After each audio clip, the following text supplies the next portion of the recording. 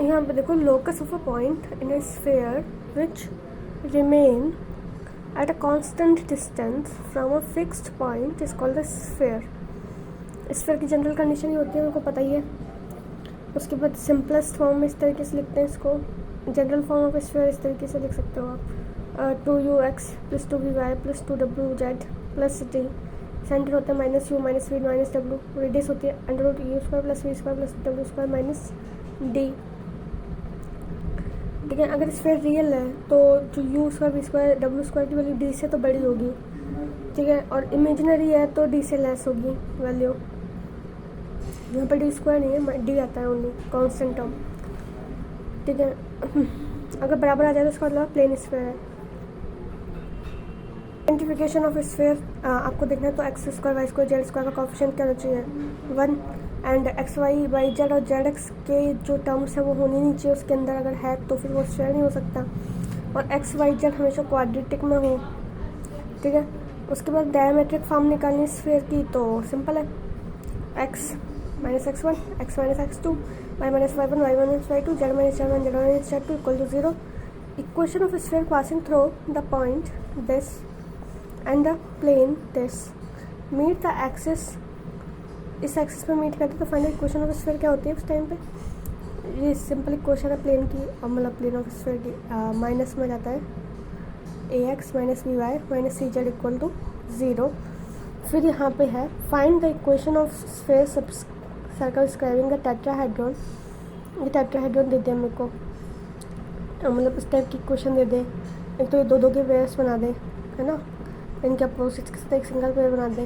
या फिर क्वेश्चन इस तरीके से दे कि इक्वेशन निकालनी है स्फीयर की जो इन पॉइंट्स को पास कर रहा है। 0 0 0 को एक बार माइनस कोऑर्डिनेट लेते जा रहे हैं एक बार। तो उस टाइप का इक्वेशन क्या बनता है, सीधा पहले तो x² + z² बनेगा, फिर उसमें से माइनस करेंगे हम a² + b² + c²। ठीक है, उसको मल्टीप्लाई करते हैं 1/a 1/b 1/c से, और जब इसमें से माइनस करेंगे तो वैल्यू 0 आएगी। ठीक है, इसको दूसरे तरीके से लिख सकते हैं अपन कि x² y² z² अब divide by a² + b² c² minus करते जाओ फिर लाइन वाइज कोएफिशिएंट को, x - a y - b z - c = 0। उसके बाद हमें क्या निकालना है, स्फीयर निकालनी है of a constant radius k, जिसकी रेडियस क्या है, k है। पासिस कर रहा है ओरिजिन से और मीट कर रहा है एक्सिस को ABC। Prove that the centre triangle lie on the sphere. क्या भाई एक ट्रायंगल जो ABC है उन पॉइंट्स का, वो एक उसका जो सेंटर है वो स्फीयर पे लाई कर रहा है। तो उसकी कंडीशन अच्छा है, क्वेश्चन है, बार बार रिपीट होता है एग्जाम्स में, डायरेक्ट ध्यान रख लो तो बढ़िया है। सेंटर वाला क्वेश्चन जब आ जाता है तो सबसे पहले तो x² y² z² तो सब में आता है। अब सेंट्रोइड के कोऑर्डिनेट मेरे को पता है क्या बनता है, मतलब जो भी बनेगा सेंट्रोइड का कोऑर्डिनेट वो अपन में 1/3 तो आएगा ही, मतलब अपन में 3 आएगा, तो वो 3² होकर इधर जाएगा, तो देख लो क्या बनना चाहिए, 9। इस वजह से यहाँ पे 9 आया है। ठीक है, और यहाँ पे जो सेंटर के कोऑर्डिनेट है x/2 होता है, y/2 होता है, तो फिर वो जो 2 फैक्टर है वो स्क्वायर होकर इधर जाएगा, तो वो फैक्टर यहाँ पे आ जाएगा। ठीक है, और यहाँ पे अगर आपको रेडियस की वैल्यू दे रखी है तो पुट कर देना। ठीक है, तो ये कंडीशन है, मतलब 9, वो जो सेंट्रोइड का 3 है वो उस साइड जाएगा, तब जाके हमारा 9 बन जाता है। 9 x² y² z² और उधर जाकर 4 मल्टीप्लाई हो जाएगा तो 4k² बन जाएगा वो।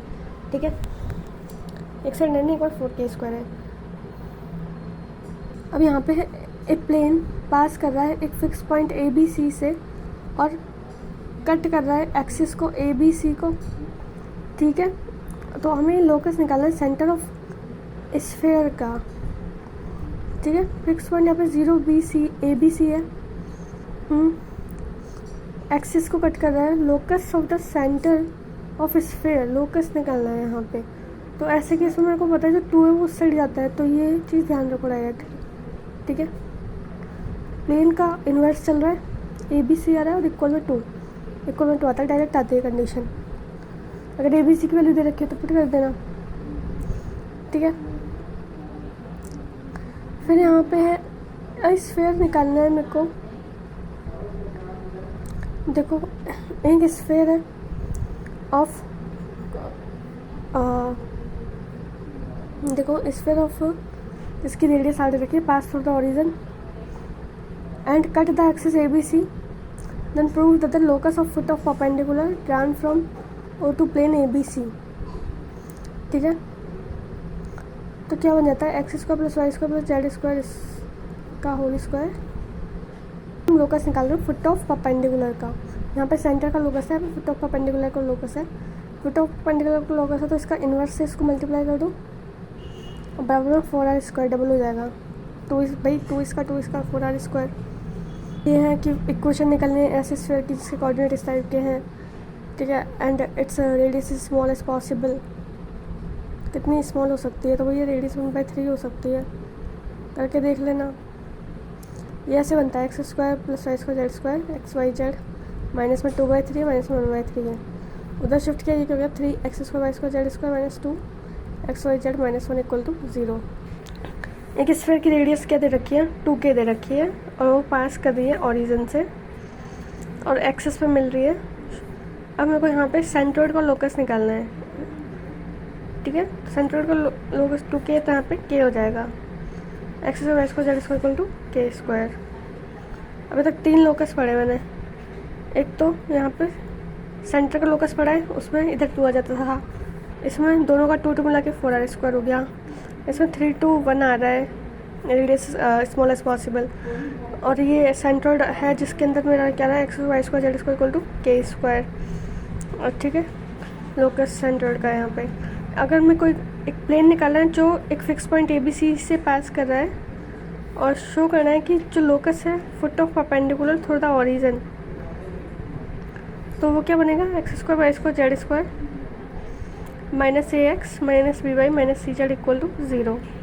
ये वही है ना कि प्लेन पास कर रहा है ABC से और जो लोकस है फुट ऑफ परपेंडिकुलर का है, ओरिजिन से फुट ऑफ परपेंडिकुलर है, तो डायरेक्ट A कंडीशन बन जाती है। यहाँ पे प्लेन सेक्शन ऑफ स्फीयर एक सर्किल होता है, ठीक है। अब ये सर्किल की रेडियस ये रही, ये परपेंडिकुलर है फुट ऑफ परपेंडिकुलर, और ये स्फीयर की रेडियस है, ठीक है। तो कंडीशन ऑफ टेंजेंसी क्या हो जाती है कि अगर जो ये टेंजेंट से इसकी डिस्टेंस रेडियस के बराबर हो जाती है तो इसका टेंजेंट प्रूव हो जाएगा, ठीक है। मेरे को तो प्लेन सेक्शन ऑफ स्फीयर ध्यान रखना है कि जो रेडियस ऑफ सर्कल है, ठीक है, वो क्या होती है जो स्फीयर की रेडियस है उसमें से परपेंडिकुलर डिस्टेंस माइनस कर देनी है, ठीक है।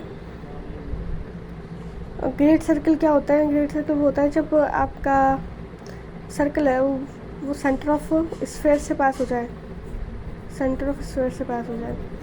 स्फीयर थोड़ा गिवन सर्कल अगर आपको निकालना है तो आप क्या लिख सकते हो S plus del P equal to 0, इस तरह से इक्वेशन बना सकते हो। आपको निकालना है equation of sphere passing through intersection of 2 spheres, then S1 plus lambda S2। अगर लैम्डा की वैल्यू -1 हो जाएगी तो फिर से एक प्लेन हो जाएगा। ये क्वेश्चन दे दिया है यहाँ पे, ये स्फीयर की कंडीशन दे दी है, प्लेन की क्वेश्चन दे दी, ठीक है। कोऑर्डिनेट निकालना है सेंटर के, स्फीयर का सेंटर यानी कि फुट, ये चीज़ निकालनी है, और रेडियस ऑफ सर्कल निकाल दो, इस सर्कल की रेडियस ये भी निकालना है, ठीक है। तो देख के मैं 2 चीज़ें तो निकाल सकती हूँ, एक तो ये R की वैल्यू, ठीक है, और एक निकाल सकती हूँ ये सेंटर ऑफ स्फीयर, ठीक है। और उसके बाद जो प्लेन दे रखा है इसकी मेरे को क्वेश्चन ऑफ परपेंडिकुलर लाइन कैसे निकालेंगे, ये प्लेन की क्वेश्चन दी हुई है, ठीक है। तो ये इसमें इसकी जो जैसे ये यूज़ हो जाएंगे इसमें LMN, तो ये यूज़ कर लेंगे। पॉइंट्स सेंटर के कोऑर्डिनेट्स हैं, ये क्वेश्चन ऑफ लाइन मान लो ये इक्वल टू किसी कांस्टेंट के हैं, ये फाइन कर दिया। अब इसमें सेटिस्फाई करके उगा के देख लो, R की वैल्यू निकालो। जैसे R की वैल्यू निकली मेरी, ठीक है, आप इसमें पुट करो और रेडियस और सेंटर निकाल लो। प्लेन वेरिएबल है जो पैरेलल दे रखा है इस प्लेन के और मीट कर रहा है एक्सिस पे, ठीक है, और in this point ABC respectively, ठीक है। तो हमें प्रूव करना है कि जो सर्कल ABC है वो लाई कर रहा है सरफेस पे। तो जो कंडीशन है वो किस तरीके से बनाती है, YZ XZ और XY, ठीक है। और ये होमोजीनियस एक तरह से, अगर वाई है तो मेरे को क्या यूज़ करना है, साइक्लिक है, मतलब इन दोनों से यूज़ करना है, इन दोनों का ही होगा, बी सी सी ए सी बी, ठीक है। ऐसे ये इसका ए सी और सी ए बनेगा, एक्स वाई है तो ए बी और बी ए बनेगा equal to 0। Find the equation निकालनी है जो अल्फा बीटा गामा से पास हो और इस सर्कल से पास हो रही है जहाँ पे जेड की वैल्यू 0 दे रखी है। तो जेड के टर्म्स में तो सारे कांस्टेंट आ गए भाई, एक तरफ जेड लिख दिया, एक तरफ गामा आ गया, और जिस तरफ गामा है, ठीक है, उस साइड मेरे ये पूरी इक्वेशन ऑफ स्फीयर आ जाएगी कि X square Y square Z square minus A square, और जिस साइड जेड है उस साइड क्या जाएगा, alpha square beta square gamma square minus A square. एक ये देखो, एक यहाँ पे आपको दे रखा है कि ये एक स्फीयर कट कर रहा है सेकंड स्फीयर को, है ना, वो ग्रेट सर्किल है जो सेकंड स्फीयर दे रखा है। तो इसकी कंडीशन से बनती है 2u1 u dash plus v dash w dash, ये तो है ही आपका, और फिर रेडियस डबल बनेगी इसकी, 2 रेडियस स्क्वायर बन गया, 2 इधर लगाया, और d1 प्लस d2 सेपरेट है, 2d ऐसे लिख सकते हैं 2d, ठीक है। यहाँ पे देखो ये सर्कल की क्वेश्चन, मतलब रेडियस ऑफ सर्कल, स्फीयर दे दिया, ये प्लेन दे दिया। अभी ये एक कंडीशन तुम्हें स्टेप की बनानी हो ना कभी भी, जिसमें प्लेन के डी सी एलिमेंट दे रखे हों, सेंटर यू वी डब्ल्यू है, तो पहले लिख लेना 1 1 1, फिर आपकी डी सी जमा देना एलिमेंट, ठीक है, और उसके बाद आपके सेंटर जमा देना यू वी डब्ल्यू। अब इक्वेशन बन जाएगी, देखो एक को छोड़कर दूसरे का मैट्रिक्स ले लो उसका स्क्वायर, फिर एक को छोड़कर दूसरे का मैट्रिक्स ले लो उसका स्क्वायर, फिर एक का मैट्रिक्स दूसरे का स्क्वायर कर लो, और आर स्क्वायर के साथ डिस्टेंस ऐड होती है, फिर l square plus m square plus n square चलता है जो इसकी वैल्यू 1 होती है, ठीक है। 1 हो पर इस तरीके से लिखते हैं, इक्वेशन ऑफ टेंजेंट इस तरीके से लिखते हैं, T1 होता है ना, ये x1 y1 z1, u है उसका जो 2 लिखते हैं ना, वो 2x plus x1 y plus y1 z plus z1 plus t equal to 0, या फिर radius equal to perpendicular distance from centre to plane. ये भी एक तरीका होता है कि जो रेडियस की कंडीशन है ना, वो जो प्लेन दे रखा है मेरे को, उस प्लेन में सेंटर सेटिस्फाई करवा के परपेंडिकुलर डिस्टेंस निकाल लिया जाए, centre minus v minus u minus डब्ल्यू होता है, फिर जो निकल के आएगी वो मेरी कंडीशन ऑफ टेंजेंसी है। कोई डायरेक्ट पूछ ले तो इधर देख लेना, प्लेन की क्वेश्चन का स्क्वायर है, ठीक है, l square m square n square है, और साथ में ये रेडियस मल्टीप्लाई हो रही है इसके, इसका वी स्क्वायर डब्ल्यू square minus t. Of sphere निकालना हो तो डायरेक्ट पॉइंट सेटिस्फाई करवा देना, गिवन वाला S1 होता है पावर ऑफ पॉइंट।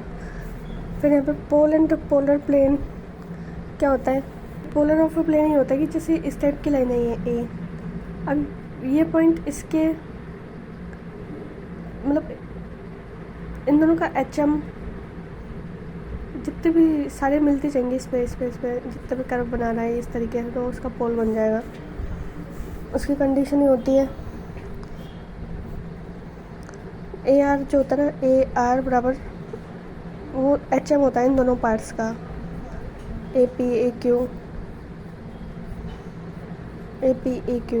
बाहर वालों का, बाहर से बाहर का HM है। कंडीशन भी वही होती है जो इक्वेशन ऑफ टेंजेंट होती है, ठीक है, समझ आए, L square p m a square p. अरे कुछ नहीं है, पोल ऑफ अ प्लेन निकालना है। पोल ऑफ प्लेन कैसे निकालते हैं, प्लेन दिया हुआ है हमको, LX MY NZ पी दे रखा है, x square Y square Z square P दे रखा है, ये स्फीयर है। तो पोल की क्वेश्चन क्या बन जाती है मेरी, पहले तो DCS लिख लो LMN, फिर रेडियस स्क्वायर मल्टीप्लाई कर दो उसमें ए स्क्वायर, फिर डिवाइड कर दो आप पी से, यहाँ पे perpendicular distance.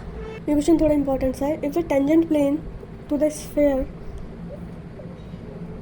Make intercept ABC on the coordinate axis, तो हमें प्रूव करना है जो इंटरसेप्ट का इन्वर्स होगा उसका स्क्वायर कर लो, और वो बराबर होता है 1 रेडियस स्क्वायर के, ठीक है। इंटरसेप्ट का कट करता है तो प्लेन्स, तो उन इंटरसेप्ट का इन्वर्स का स्क्वायर इक्वल टू रेडियस का स्क्वायर, ठीक है।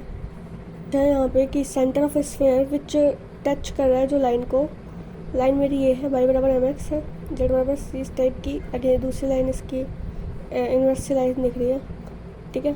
तो ये किस तरह की इक्वेशन को सेटिस्फाई करता है, और वो ये लाई कर रही है लाइन उसी सरफेस पे। तो ये कंडीशन में ध्यान रखो आप, क्या हो सकती है कंडीशन। तो स्फेयर की इक्वेशन निकालनी है जो इन लाइंस को टच करें। लाइन क्या है, प्लेन ही है, इनको टच कर रही है, उसका सेंटर निकालना है, ठीक है।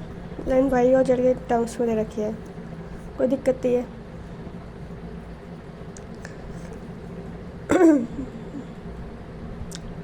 देखो इनको तो आपस में मल्टीप्लाई कर लो, एक्स एम वाई को, ठीक है, एम एक्स वाई, ठीक है। सी जेड को एक साइड मल्टीप्लाई करो, लिख दो सी जेड, लेकिन उसमें एक चीज़, एक फैक्टर एक्स्ट्रा आएगा, 1 + m², ठीक है।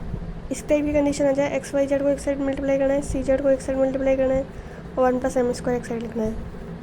m² सी जेड में मल्टीप्लाई हो जाएगा। मैंने बता ही दिया था, इफ कोई टेंजेंट प्लेन है वो स्फीयर को कट करती है कोऑर्डिनेट एक्सिस पे, ठीक है, और उनके लोकस का इंटरसेक्शन ये बनता है 1/x², 1/y², 1/z² = 1/r², 1/r² है यहाँ पे।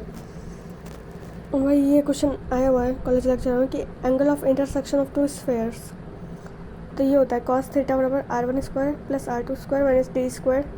डिस्टेंस मतलब कि उन दोनों के सेंटर के बीच की डिस्टेंस है, जैसे 2 स्फीयर है, दोनों के सेंटर के बीच की डिस्टेंस है वो डी होती है, और डिवाइड में 2r1r2, ठीक है। अगर उनके बीच का एंगल 90 डिग्री हो जाए, सपोज करो इधर cos θ 90 डिग्री हो जाता है, तो उस केस में कंडीशन ऑफ ऑर्थोगोनलिटी बनती है, ऑर्थोगोनल स्फीयर हो जाता है। ऑर्थोगोनलिटी की कंडीशन क्या है, 2u1 u2 2v1 v2 2w1 w2 = d1 + d2। इधर d1 + d2 ऑलरेडी 2 फैक्टर का ही काम कर रहे हैं। तो रेडिकल प्लेन निकालना है 2 स्फीयर का, तो क्या करना है, दोनों को प्रोडक्ट की जगह माइनस करना है, u1 - u2 v1 - v2 w1 - w2 x y z 2 multiply में है, प्लस d1 - d2 कर देना, ठीक है। अब यहाँ पे रेडिकल सेंटर होता है जिसमें सारे स्फीयर्स मतलब सारी पावर ऑफ पॉइंट बराबर हो जाए, S1 S2 S3 S4 सबके S1 बराबर है, पॉइंट रखने पर सबकी वैल्यू बराबर होगी, तो रेडिकल सेंटर होगा उनका, ठीक है। सिस्टम ऑफ कोएक्सियल स्फीयर इस तरीके से निकालोगे। एंड ये तो फेमस फॉर्मूला RPSC का फेवरेट क्वेश्चन है कि अगर 2 स्फीयर आपस में ऑर्थोगोनल है तो रेडियस उनकी कॉमन सर्किल की रेडियस क्या होगी, ये होती है r1 r2 दोनों का प्रोडक्ट अपन √ दोनों के स्क्वायर्स का √ उनके स्क्वायर्स का एडिशन प्लस √ अपन ऊपर वाले का प्रोडक्ट, नीचे वाले स्क्वायर ऑफ द रेडियस सम और √ ठीक है। फैक्टर वगैरह नहीं है इसमें, ध्यान रखो। यहाँ पे कि स्फीयर जो cut 2 sphere S1 S2 orthogonally will also cut LS1 + MS2 = 0 orthogonally, okay. अब हम कौन पढ़ रहे हैं, कौन में ये चीज़ याद रखो कि ये एक्सिस है, ठीक है, ये मेरा वर्टेक्स है, और वर्टेक्स से जो लाइन पूरा जनरेट कर रही है कौन, ये जनरेटिंग लाइन बोलते हैं इसको, ठीक है। और जो शेप नीचे बनता है उसको बोलते हैं गाइडिंग करके, उस गाइडिंग करके अलग ये जनरेटर एक कौन बना रही है, ठीक है। फिर यहाँ पे एक बार तो डेफिनेशन ही पूछ ली थी कि क्या बनेगा वो, तो एक सरफेस है generated by straight line which passes through a fixed point, ठीक है, and subjected it intersect a curve in a given surface. देख लेना ये हिसाब से। Equation of a cone whose vertex it at origin, जो ओरिजिन पे होती है। देखो जब हम